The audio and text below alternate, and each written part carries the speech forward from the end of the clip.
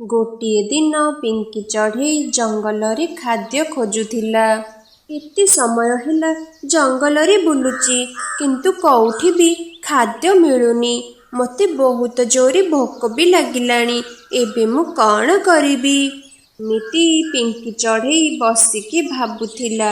ସେ ଜଙ୍ଗଲରେ ଗୋଟିଏ ବିଜୁଚିଲ ରହୁଥିଲା। ସେ ବି ଶିକାର ଖୋଜୁଥିଲା। ତାକୁ ବି ବହୁତ ଜୋରେ ଭୋକ ଲାଗୁଥିଲା। ଭୋକ ତ ବହୁତ ଜୋରେ କଲାଣି, କିନ୍ତୁ ଏବେ ଯାଏ ଗୋଟେ ବି ଶିକାର ମିଳିନି।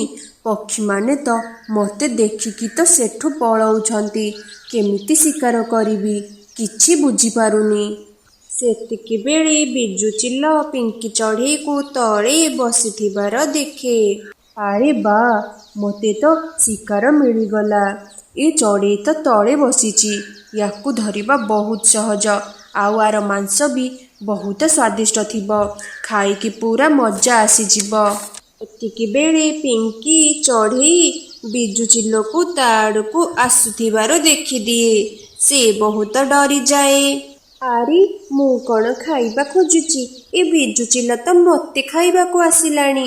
ଯଦି ମୁଁ ଦୌଡ଼ିକି ଯିବାକୁ ଚେଷ୍ଟା କରିବି, ଏ ବିଜୁଚିଲ ମୋତେ ଧରି ନେବ। ନା, ମୋତେ କିଛି ଉପାୟ କରିବାକୁ ପଡ଼ିବ। ସେତିକିବେଳେ ପିଙ୍କି ଚଢ଼େଇ ଦେଖେ ତା ପାଖରେ କିଛି ହାଡ଼ ପଡ଼ିଛି। ପିଙ୍କି ଚଢ଼େଇ ସେ ହାଡ଼ ଆଣି ତାକୁ ଖାଇବାକୁ ଲାଗେ। ଆରେ ବା, ଚିଲର ମାଂସ ଖାଇକି ମଜା ଆସିଗଲା। ଆଉ ଏହା ବି ବହୁତ ସ୍ୱାଦିଷ୍ଟ ଲାଗୁଛି। ସତରେ ଚିଲମାନଙ୍କର ମାଂସ ଆଉ ହାଡ଼ ବହୁତ ସ୍ୱାଦିଷ୍ଟ। ଏହା ଶୁଣି ବିଜୁଚିଲ ବହୁତ ଡରିଯାଏ। ସେ ଭାବେ ଏ ଚଢ଼େଇ ବୋଧେ ଚିଲମାନଙ୍କର ଶିକାର କରି ଖାଉଛି। ଆରେ ବାପରେ, ଲାଗୁଛି ଏ ଚଢ଼େଇ ବୋଧେ ଚିଲମାନଙ୍କର ଶିକାର କରି ଖାଉଛି। ଲାଗୁଛି ଇଏ ବୋଧେ ବହୁତ ଶକ୍ତିଶାଳୀ। ଇଏ ହାଡ଼ ବି ଚୋବେଇ ଚୋବେଇ ଖାଉଛି। ଯଦି ମୁଁ ୟାକୁ ଆକ୍ରମଣ କରିବି, ତାହେଲେ ଇଏ ମୋତେ ଖାଇଦେବ। ନା ପୁଅ ବିଜୁ, ଚାଲ ଏଠୁ ପଳା, ଜୀବନ ଧରିକି ପଳା। ଏହା କହି ବିଜୁଚିଲ ସେଠାରୁ ଦୌଡ଼ିକି ପଳାଏ। ଏହା ଦେଖି ପିଙ୍କି ଚଢ଼େଇ ବହୁତ ଖୁସି ହୁଏ। ଏ ଭଗବାନ, ମୋ ଜୀବନ ଯାଉ ଯାଉ ବଞ୍ଚିଗଲା। ଭଲ ହେଲା, ଠିକ୍ ସମୟରେ ଏ ହାଡ଼ ମିଳିଗଲା। ନହେଲେ ଆଜି ସେଇ ଚିଲ ମୋତେ ମାରି ତାର ଶିକାର କରିଦେଇଥାନ୍ତା। ଏସବୁ ଗୋଟିଏ ଗଛ ଉପରେ ବସି କାଳୁ କାଉ ଦେଖୁଥିଲା।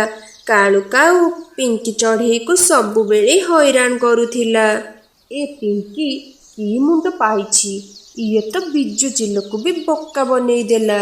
କିନ୍ତୁ ମୁଁ ଏ ପିଙ୍କି ଚଢ଼େଇକୁ ଜମାରୁ ଛାଡ଼ିବିନି। ମୁଁ ଏବେ ଯାଇ ବିଜୁଚିଲକୁ ସବୁ ସତ ସତ କଥା କହିଦେବି, କେମିତି ପିଙ୍କି ତାକୁ ବୋକା ବନେଇଲା। ଏହା କହି କାଳୁ କାଉ ବିଜୁଚିଲ ପାଖକୁ ଦୌଡ଼ିକି ଯାଏ। ଏ କାଳୁ କାଉ, କଥା କ'ଣ? ଆଜି କ'ଣ ନିଜେ ଖାଦ୍ୟ ହେବାକୁ ଆସିଛୁ? ଲାଗୁଛି ଆଜି ତତେ ଖାଇକି ମୋ ପେଟ ପୂରେଇବି। ଆରେ ବିଜୁ ଭାଇ, ରୁହ ରୁହ, ମୁଁ ତମକୁ ଗୋଟେ ଜରୁରୀ କଥା କହିବାକୁ ଆସିଛି। ତମକୁ ସେ ବୋକା ବନେଇଲା, ତମେ ଜାଣିପାରିଲନି। ହି ହି ହି। କିଏ ମୋତେ ବୋକା ବନେଇଲା? କାହାର ଏତେ ସାହସ? କହ ମୋତେ, ତାକୁ ମୁଁ ଜମାରୁ ଛାଡ଼ିବିନି। ଏ ବିଜୁ ଭାଇ, ତମେ ଯେତେବେଳେ ସେ ଚଢ଼େଇର ଶିକାର କରିବାକୁ ଯାଇଥିଲ, ମୁଁ ସବୁ ଦେଖୁଥିଲି। ସେ ପିଙ୍କି ଚଢ଼େଇ କୋଉ ଚିଲ ଖାଉନି ମ। ସେ ମିଛରେ କିଛି ହାଡ଼ ଆଣି ତମ ଆଗରେ ନାଟକ କଲା। ସିଏ କୋଉ ମାଂସ ଖାଉନି। ସେ ତମକୁ ଡରେଇବା ପାଇଁ ଏମିତି ସବୁ କାମ କଲା। ଆଚ୍ଛା, ତାହେଲେ ସେ କୋଉ ଚିଲମାନଙ୍କର ଶିକାର କରୁନି। ସେ ତା ଜୀବନ ବଞ୍ଚେଇବା ପାଇଁ ମିଛ କହିଲା। ହଁ ବିଜୁ ଭାଇ, ତମକୁ ଡରେଇଲା। ତମେ ବି କେଡ଼େ ଡରକୁରା। ଗୋଟେ ସାମାନ୍ୟ ଚଢ଼େଇକୁ ଦେଖି ଡରିଗଲ। ମୁଁ କାହାକୁ ଡରୁନି। ମୁଁ ବାସ୍ ସେ ଚଢ଼େଇ କଥା ଶୁଣି ଟିକେ ଡରି ଯାଇଥିଲି। ନହେଲେ ମୁଁ କାହାକୁ ବି ଡରୁନି। ପିଙ୍କି ଚଢ଼େଇ ବିଷୟରେ ସବୁ କଥା ଜାଣିବା ପରେ ବିଜୁଚିଲ ବହୁତ ରାଗିଗଲା। ଏମିତି କାଳୁ କାଉ ବିଜୁଚିଲକୁ ବହୁତ ରଗେଇ ଦିଏ, ଆଉ ତାକୁ ନେଇ ପିଙ୍କି ଚଢ଼େଇ ପାଖକୁ ଯିବାକୁ ଲାଗେ। ପିଙ୍କି ଚଢ଼େଇ, ପଳା ଏଠୁ। ମିଠୁ ଭାଇ, ଏମିତି କ'ଣ ହେଲା? ମୁଁ କ'ଣ ପାଇଁ ଯିବି? ଆରେ ପିଙ୍କି ଚଢ଼େଇ, ତୁ ସିନା ଯେମିତି ସେମିତି କରି ସେ ବିଜୁଚିଲଠୁ ଚାଲି ଆସିଲୁ, କିନ୍ତୁ ସେ କାଳୁ କାଉ ତୋ ବିଷୟରେ ସବୁ ସତ କଥା ବିଜୁଚିଲକୁ କହିଦେଲା। ସେ ବିଜୁଚିଲ ଏବେ ରାଗିକି ତୋ ଆଡ଼କୁ ଆସୁଛି। ସେ ବିଜୁଚିଲ ଆସିକି ତୋତେ ଖାଇଦେବ। ଏମିତି କହିକି ମିଠୁ ଶୁଆ ସେଠାରୁ ଦୌଡ଼ିକି ପଳେଇଲା। ମୁଁ ଏମିତି କେତେ ଦିନ ଯାଏ ବିଜୁଚିଲଠୁ ଦୌଡ଼ିକି ଯାଉଥିବି। ନା, ମୋତେ ଏମିତି କିଛି କରିବାକୁ ପଡ଼ିବ ଯାହାଦ୍ୱାରା ବିଜୁଚିଲକୁ ଭଲ ମଜା ଶିଖେଇବି।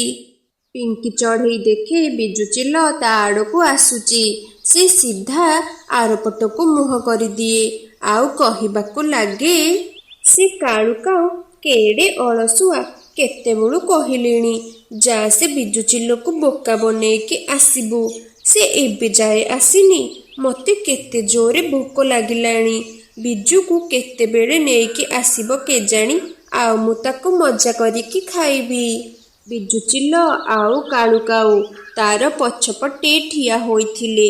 ସେ ଏ କଥା ଶୁଣି ବହୁତ ଆଶ୍ଚର୍ଯ୍ୟ ହୋଇଯାନ୍ତି।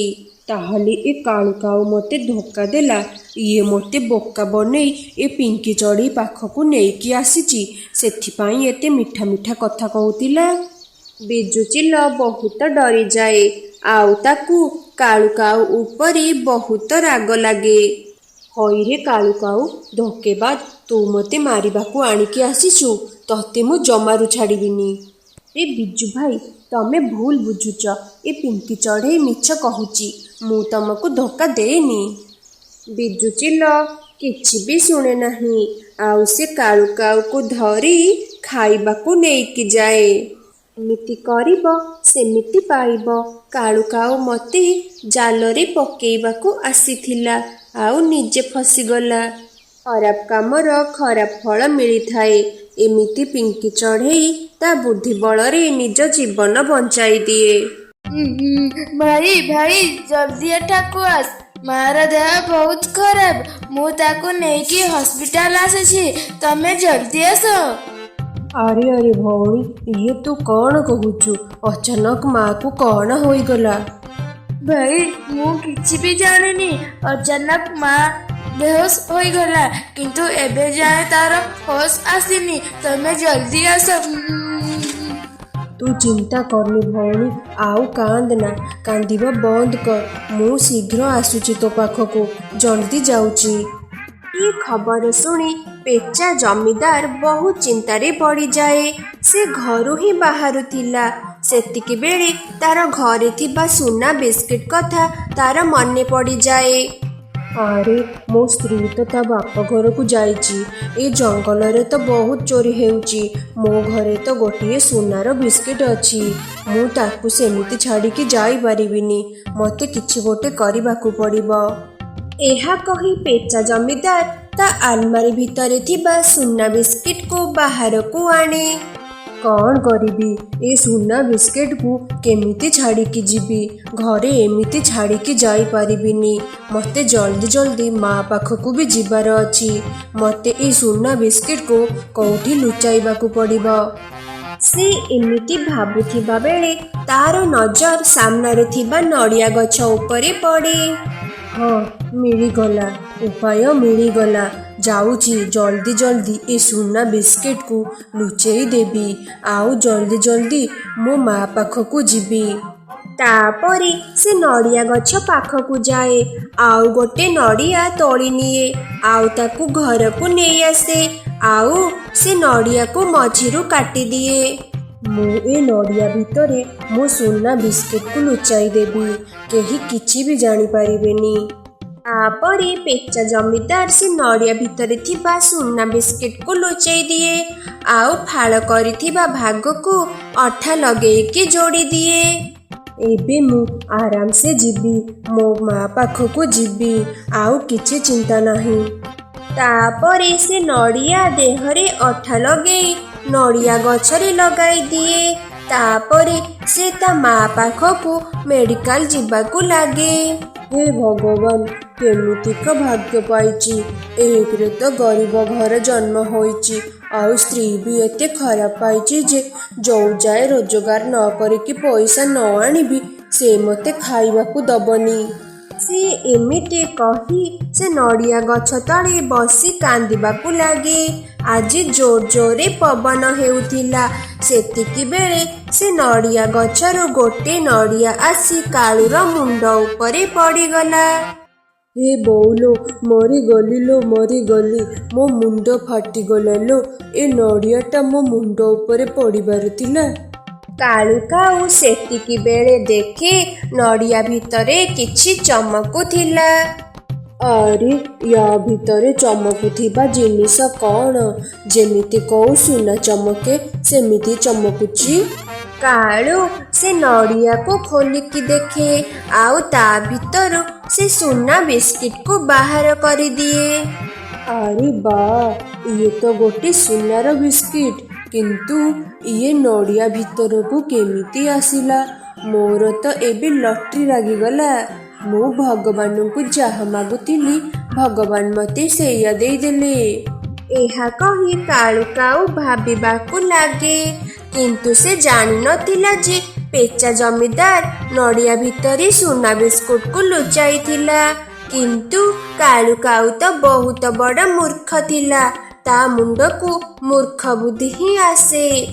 ଆରେ, ମୋତେ ଲାଗୁଛି ନଡ଼ିଆ ଗଛ ଗୋଟେ ଯାଦୁର ନଡ଼ିଆ ଗଛ। ସେଥିପାଇଁ ତ ୟା ଭିତରୁ ସୁନାର ବିସ୍କିଟ ବାହାରିଲା। ଏସବୁ ନଡ଼ିଆ ଭିତରେ ସୁନା ବିସ୍କିଟ ଅଛି। ତାହେଲେ ଯାଉଛି ସବୁ ନଡ଼ିଆ ତୋଳିକି କାଟିକି ଦେଖିବି। ଏହା କହି କାଳୁ ସେ ସୁନା ବିସ୍କିଟକୁ ବୁଦା ମୂଳେ ଲୁଚାଇ ଦିଏ। ଆଉ ସେ ନଡ଼ିଆ ଗଛରେ ଚଢ଼ିଯାଏ। ଆଉ ଗୋଟି ଗୋଟି କରି ସବୁ ନଡ଼ିଆ ତୋଳିବାକୁ ଲାଗେ। କିଛି ସମୟ ପରେ ସେ ସବୁ ନଡ଼ିଆ କାଟିକି ଦେଖେ। କିନ୍ତୁ କୋଉ ନଡ଼ିଆ ଭିତରେ ଆଉ ସୁନା ବିସ୍କୁଟ ନଥିଲା। ଆରେ, ଇଏ କ'ଣ? ଆ ଭିତରେ ତ ଆଉ ସୁନା ବିସ୍କୁଟ ନାହିଁ। ମୋର ସବୁ ପରିଶ୍ରମ ବେକାର ହୋଇଗଲା। ସେତିକି ବେଳେ ସେ ନଡ଼ିଆ ଗଛର ମାଲିକ ବଣ୍ଟି ପାରା ସେଠାକୁ ଆସେ। ହଇରେ କାଳୁ କାଉ, ତୋର ଏତେ ସାହସ? ତୁ ମୋ ନଡ଼ିଆ ଗଛରୁ ସବୁ ନଡ଼ିଆ ତୋଳିଦେଲୁ, ଆଉ ତାକୁ ଅଧାରୁ କାଟିକି ପକେଇଛୁ। ମୁଁ ଜମାରୁ ଛାଡ଼ିବିନି ତତେ। ମୋତେ କ୍ଷମା କରିଦିଅ ବଣ୍ଟି ଭାଇ। ମୁଁ ଜାଣିନଥିଲି ଏଇଟା ତୋ ଗଛ ବୋଲି। ବହୁତ ଜୋରରେ ଶୋଷ ଲାଗୁଥିଲା। ସେଥିପାଇଁ ସବୁ ନଡ଼ିଆ କାଟି ତା ପାଣି ପିଇବି ବୋଲି ଭାବିଲି। କିନ୍ତୁ ମୁଁ ସବୁ ନଡ଼ିଆ କାଟିଦେଲି, ହେଲେ ମୋତେ ଗୋଟେ ବି ନଡ଼ିଆରୁ ପାଣି ମିଳିଲାନି। ମୁଁ ତତେ କାଟିଦେବି। ଯଦି ତତେ ଏତେ ଶୋଷ ଲାଗୁଥିଲା ତୁ ନଦୀକୁ ଡେଇଁକି ମରିଗଲୁନି। ମୋ ନଡ଼ିଆ କାଟିବାର କ'ଣ ଥିଲା? ମୁଁ କିଛି ବି ଜାଣିନି। ମୋତେ ମୋ ନଡ଼ିଆର ପଇସା ଦରକାର। ଏବେ ଦରକାର ମୋତେ ପଇସା। ବଣ୍ଟି ଭାଇ, ତୁ ତ ଜାଣିଛୁ ମୁଁ ବହୁତ ଗରିବ। ମୁଁ ଏତେ ସାରା ନଡ଼ିଆର ପଇସା କୋଉଠୁ ଆଣିକି ଦେବି? ମୁଁ ସେସବୁ କିଛି ବି ଜାଣିନି। ଏସବୁ ତତେ ମୋ ନଡ଼ିଆ କାଟିବା ପୂର୍ବରୁ ହିଁ ଭାବିବାର ଥିଲା। ମୋତେ ହିଁ କାଲି ଭିତରେ ମୋ ନଡ଼ିଆର ପଇସା ଦରକାର, ନହେଲେ ମୁଁ ତ ଘରେ ପଶିଯିବି। ଆଉ ତତେ ଘରୁ ବାହାର କରିଦେବି। ବୁଝିଲୁ? ଏଇଟା ମୋ କଥା ମନେ ରଖିଥିବୁ। ଏହା କହି ବଣ୍ଟି ପାରା ସେଠାରୁ ଚାଲିଯାଏ। ହେ ଭଗବାନ, ମୋ ଜୀବନରେ ଜମା ବି ଖୁସି ନାହିଁ। ଟିକେ କ'ଣ ଖୁସି ମିଳିଥିଲା, ଏ ବଣ୍ଟି ଆସିକି ସବୁ ଖରାପ କରିଦେଲା। ଏବେ ମୁଁ ଏତେ ସାରା ନଡ଼ିଆର ପଇସା କୋଉଠୁ ଆଣିକି ଦେବି? ଯଦି ୟାକୁ ପଇସା ନ ଦେବି ତାହେଲେ ଏ ମୋତେ ମୋ ଘରୁ ବାହାର କରିଦବ। ତାପରେ କାଳୁ କାଉ ସେ ବୁଦା ପଛପଟୁ ସୁନା ବିସ୍କିଟକୁ ବାହାର କରେ। ଏ ସୁନା ବିସ୍କିଟର ତ ବହୁତ ଓଜନ ଅଛି। ମୁଁ ଯଦି ଏ ସୁନା ବିସ୍କିଟକୁ ବିକିଦେବି ତାହେଲେ ମୋତେ ବହୁତ ସାରା ପଇସା ମିଳିବ। ଆଉ ତାପରେ ମୁଁ ସେଥିରୁ କିଛି ପଇସା ସେ ବଣ୍ଟି ମୁହଁକୁ ପକେଇଦେବି। ତାପରେ ବାକି ପଇସା ଆଉ ସୁନ୍ଦରୀକୁ ନେଇ ଆରପଟ ଜଙ୍ଗଲକୁ ଯିବି ଭାରି। ଏହା କହି କାଳୁ କାଉ ସେ ସୁନା ବିସ୍କିଟକୁ ନେଇ ସେଠାରୁ ଚାଲିଯାଏ। କାଳୁ, କ'ଣ ସତରେ ଏଟା ସୁନା ବିସ୍କୁଟ? କିନ୍ତୁ ସୁନା ବିସ୍କୁଟକୁ କେହି ବି ନଡ଼ିଆ ଭିତରେ କ'ଣ ପାଇଁ ରଖିବେ? କାଳେ କେହି ଚୋରି ହୋଇଯିବା ଡରରେ ଏ ବିସ୍କିଟକୁ ନଡ଼ିଆ ଭିତରେ ରଖିଦେଇଥିବ।